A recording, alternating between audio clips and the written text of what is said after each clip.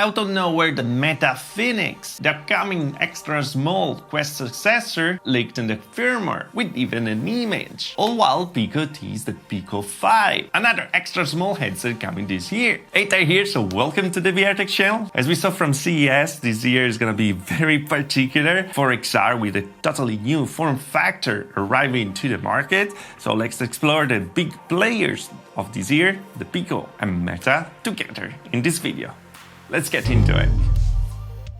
Alright, here we are. So let's start with Meta and the Meta Phoenix. This is going to be the next iteration of the Quest devices, probably what we're going to call the Quest 4 in the future, but it's going to be very, very different from all the Quests that we had so far, because this headset is going to resemble a bit more a pair of glasses, goggles, than a VR headset as we intended till right now. As Phoenix is going to be around 100 and 120 grams for the parts that we're going to put on our face, and actually, thanks to Luna and Simula, we have the first picture, very, very low resolution picture of this upcoming headset. And yeah, trying to upscale it using some AI, that is for sure not the best thing to do, considering the very, very low resolution of the image and the fact that we can actually count the pixels over here. 425, 32, 33, 36, 37. 37 pixels wide. It does look and resemble a pair of glasses. But yeah, be careful what you see online, because Phoenix is not gonna be a pair of AR glasses like it can be, for example,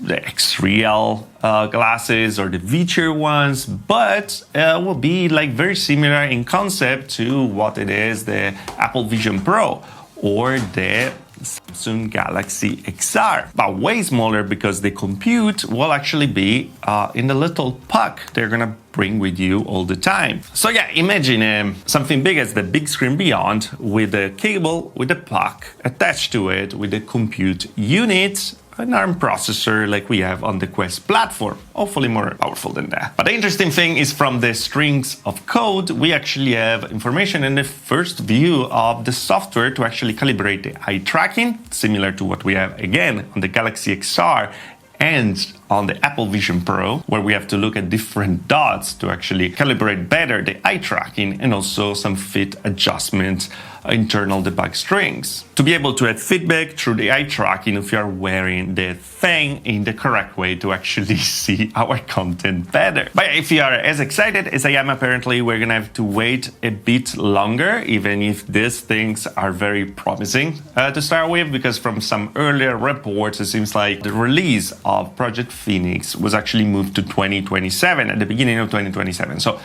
maybe we're gonna get an announcement this year during Connect, and to have the release later, but there's not really a confirmation about that just yet. Of course, we don't have information about the pass-through, we don't have information about the controllers, as everything seems to be more focused on hand tracking, for example. In fact, we also have a leak, always from Luna, about the new way to move in our environments using just hand tracking with all the instructions, something that is gonna for sure arrive first to the Quest platform, and then to this, and also the support for Phoenix for Windows Mixed Reality. That is not the Windows Mixed Reality with all the Windows Mixed Reality headsets that we saw in the past and that got killed and then resurrected by custom software. Not those, but actually the possibility to use a virtual desktop, also an ultra-wide monitor with the new support to actually view your computer through the glasses. Again, a la Apple Vision Pro and Galaxy XR, or Feature and X-Real glasses. And when the focus is actually on these things, resolution is really, really important,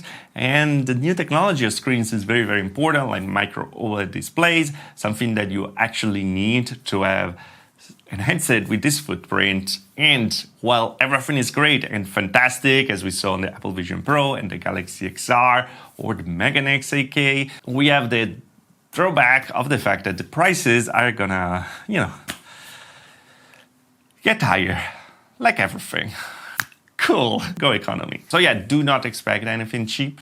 Unfortunately, affordable VR failed, and now we are into premium XR. Well, let's see if that works. It's not working for my wallet, that's for sure. But yeah, let's talk about something similar, something we're gonna see even earlier, because Pico announced and confirmed that they're gonna show Project Swan together with Pico OS 6. And what's Project Swan? Well, I'm glad you asked. This is gonna be the Pico 5 or the Pico 6. I don't know how they're gonna call it, but it's gonna be pretty much the same thing of Project Phoenix, but it's gonna arrive earlier to compete again with Apple Vision Pro and the Samsung Galaxy XR.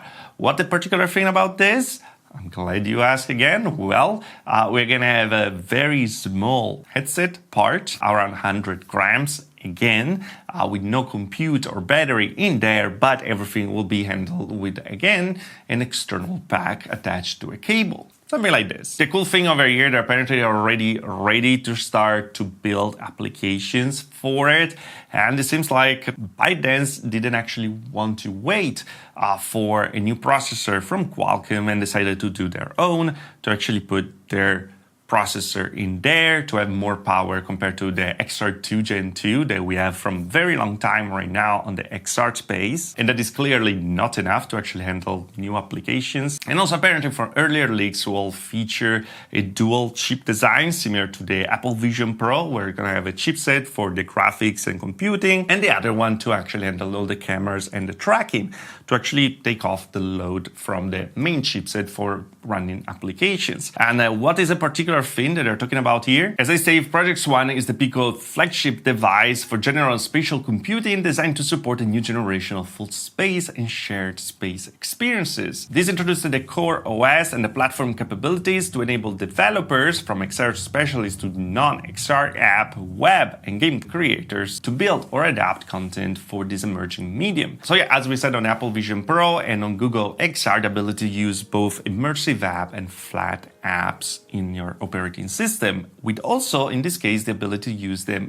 at the same time, allowing a primary experience to run alongside companion applications in a shared environment. And shared environment is kind of the important thing when you're talking about these things also being used for productivity, the ability to see at the same time the same app or be in the same applications at the same time. It's pretty cool. Attendees will gain an overview of the Project Swan graphic performance, multimodal interaction system, and developer toolchain, as well as practical guidance on bringing existing apps or games into spatial computing workflows. It will support Unity, Unreal, Pico spatial tools, and everything. So yeah, the Game Developer Conference, you're gonna be able to start to see how to build for it directly. And it's not just the software, but again, the hardware is very, very cool. Again, we're gonna see micro OLED displays with a resolution higher than the one we had on the Apple Vision Pro, arriving to around 40 ppd. So yeah, probably 4K per eye as all the latest XR headsets, while even addressing brightness limitation that usually we have with pancake lenses, where we have kind of vignetting all around where it gets darker using micro lenses, MLA technology, and optical compensation to actually uniform the view in VR. And that to me sounds amazing because one of the best headsets right now for visual, the